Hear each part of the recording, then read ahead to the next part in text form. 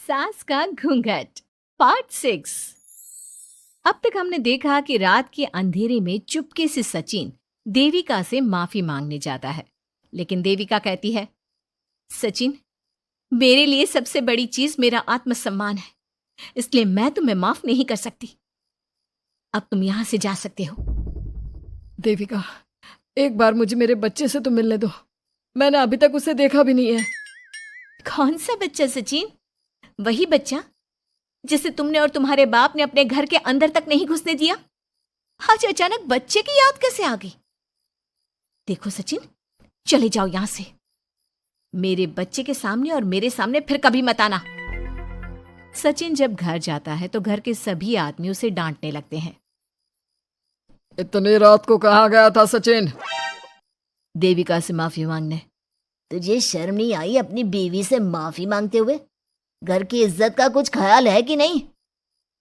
लेकिन चाचा जी, आखिर अपनी ही पत्नी से माफी मांगने में कैसी शर्म?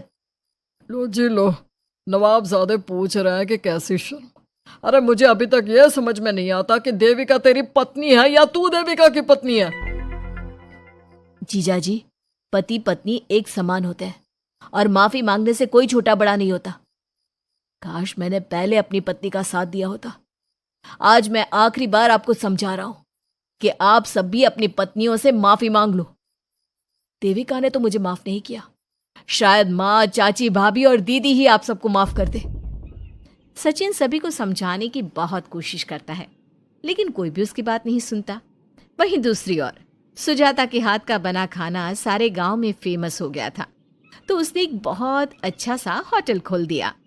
देविका, मैं चाहती हूँ मेरे होटल की सबसे पहली ग्राहक तुम ही हो, क्योंकि तुम्हारी वजह से ही आज मैं अपना खुद का होटल खोल पाई हूँ। क्यों नहीं भाभी?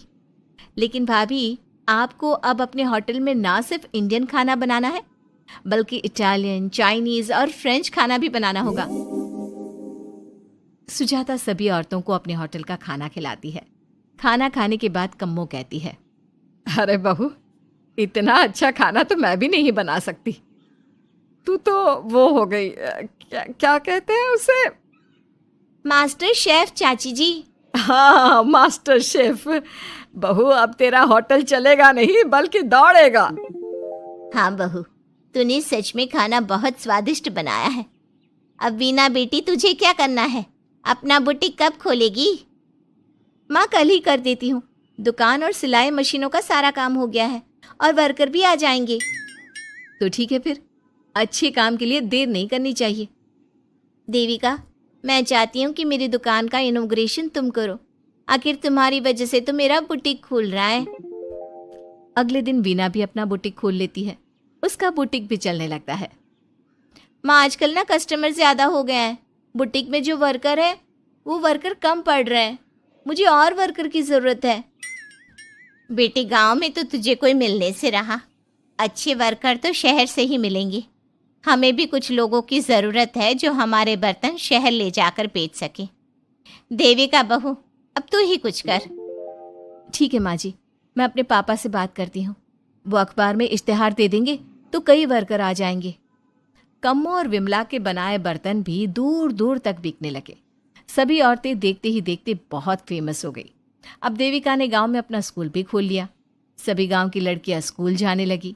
एक दिन देविका ने सभी से कहा, माँ जी, मैंने स्कूल तो खोल लिया है और गांव की लगभग सारी लड़कियां भी आ रही हैं, लेकिन कल से आप सब भी आएंगी, गांव की सभी औरतों के साथ।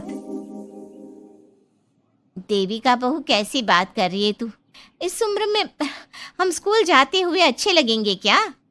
माँ जी, पढ़ने की कोई उम्र नहीं होती और आप सबको मैंने कितना कुछ तो सिखा दिया है। अगर आप सब स्कूल पढ़ने आएंगी तो इससे गांव की सभी औरतों को हिम्मत मिलेगी। लेकिन बहू, अब हमें पढ़ने की क्या जरूरत? अब तो हम बूढ़े हो गए हैं।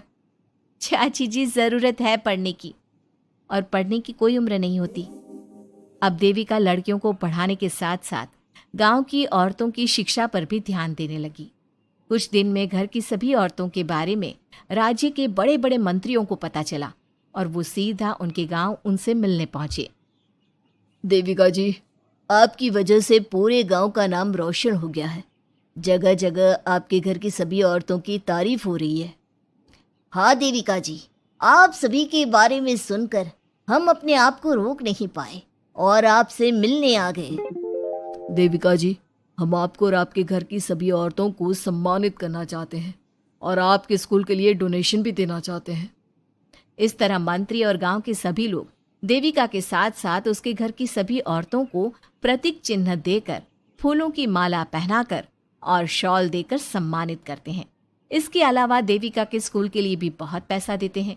जिस पंचायत ने देविका के खिलाफ फैसला सुनाया था, उस पंचायत को अपने फैसले पर आज पछतावा हो रहा था।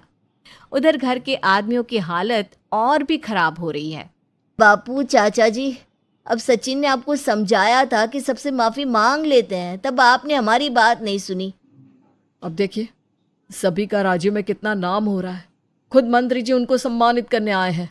बापू, मोहन और सचिन ठीक कह रहे हैं। हमारी हालत तो दिन पे दिन खराब होती जा रही है। ना तो हम घर का कोई काम कर पा रहे हैं और ना ही बाहर का। तुम लोग ज़रूरी बात सबसे आखिर में बताते हो। ये बात तुम लोग पहले भी तो बता सकते थे। भैया, हमें सबसे माफ़ी मांगनी चाहिए और सबको यहाँ बुला कर लाना चाहिए। ठीक है, तुम सब यही चाहते हो तो चलो, आज ही घर की सभी औरतों को घर ले आते हैं। घर के सभी आदमी चल देते हैं सभी औरतों से माफ़ी मांगने के लिए। जैसे ही वो औरतों के पास पहुंचते हैं, सभी हैरान हो जाती हैं। कम्मो, ये सब यहाँ क्यों आए हैं? पता नहीं, लगता है आज फिर झगड़ा करने आए हैं हमसे। अगर आज कल्याण ने मुझे कुछ बोला तो इसे छोड़ूंगी नहीं मैं भी नहीं छोड़ूंगी मोहन जी को। ना इनका भरता बनाया तो मेरा नाम भी सुजाता नहीं। शांत रहो आप सब, देखने तो दो क्या कहते हैं। सभी आदमी अपनी अपनी पत्नियों से माफ़ी मांगते हुए कहते हैं, कम्मो, मुझे माफ़ कर दो, मैं तुम्हें घर ले जाने आया हूँ। तुम्हारे बिना घर बहुत सुना लगता है विमला, घर चलो। सुजाता, मैंने जो भी तुम्हारे साथ किया उसके लिए मैं बहुत शर्मिंदा हूँ। मुझे तुम्हारी और तुम्हारे हाथ के बने खाने की बहुत याद आती है। तुम मेरे साथ घर चलोगी ना? वीना, वो घर मेरा नहीं तुम्हारा है और मैं नहीं चाहता कि तुम मेरी वजह से अपना घर छोड़ दो। इसलिए अपने घर चलो और हम सबको माफ़ कर दो। अपने पतियों की इस तरह माफ़ी मांगने से सभी औरतें अपने पतियों को माफ़ करके उनके साथ जाने को तैयार हो जाती हैं। लेकिन देविका घर आने से मना कर देती है। सभी औरतें उसे समझाती है, देविका बहू, अब घर जाने में क्या दिक्कत है? मांग तो ली सबने माफ़ी। देख तो सचिन भी कितना शर्मिंदा है। हाँ बहू, हमारी लड़ाई तो यही थी कि ये हमसे माफ़ी मांगकर इज्जत के साथ घर ले जाए। अब घर चलने से तेरी शादी बच सकती है। चाची जी, मैं पहले भी बता चुकी हूँ, अब दोबारा से फिर कह रही हूँ, मेरे लिए शादी से बड़ा है आत्मसम्मान। आप लोगों की शादी आपकी मर्जी से नहीं हुई है, लेकिन मेरी शादी मेरी मर्जी से हुई है। इसलिए शायद आप लोगों को फ़र्क नहीं पड़ता कि आपके पति ने आपके साथ क्या किया, पर मुझे इस बात से बहुत फ़र्क पड़ता है कि मेरे पति ने मुझे अपने बराबर नहीं समझा और इसलिए मैं उसे माफ़ नहीं कर सकती। देविका, मैं अपने बर्ताव के लिए बहुत शर्मिंदा हूँ। तो जिंदगी भर शर्मिंदा रहना। और हाँ, आप सब इनके साथ जाना चाहती हैं तो जाइए, लेकिन मेरी एक बात हमेशा याद रखिएगा, शादी सिर्फ एक रस्म होती है। इस रस्म में पति और पत्नी बराबर के हिस्सेदार होते हैं, ना कोई छोटा होता है और ना कोई बड़ा। इसलिए यदि आपका पति आपको सम्मान दे तो बदले में उसे सम्मान दो, नहीं तो वो जैसा करे आप भी वैसा ही करो। देविका सचिन के साथ नहीं जाती है और अपने बेटे के साथ वहीं रहने का फैसला करती है। अब वो न सिर्फ अपने गांव बल्कि हर जगह जाकर महिला शिक्षा और उनके अधिकारों का प्रचार करती है। हमारे प्यारे दर्शकों, हमें कमेंट करके ज़रूर बताएं कि देविका का ये फैसला आपको कैसा लगा और हमारी कहानी सास का घूंघट आपको कैसी लगी। इसी तरह की मज़ेदार कहानी सुनने के लिए हमारे चैनल को सब्सक्राइब ज़रूर करें।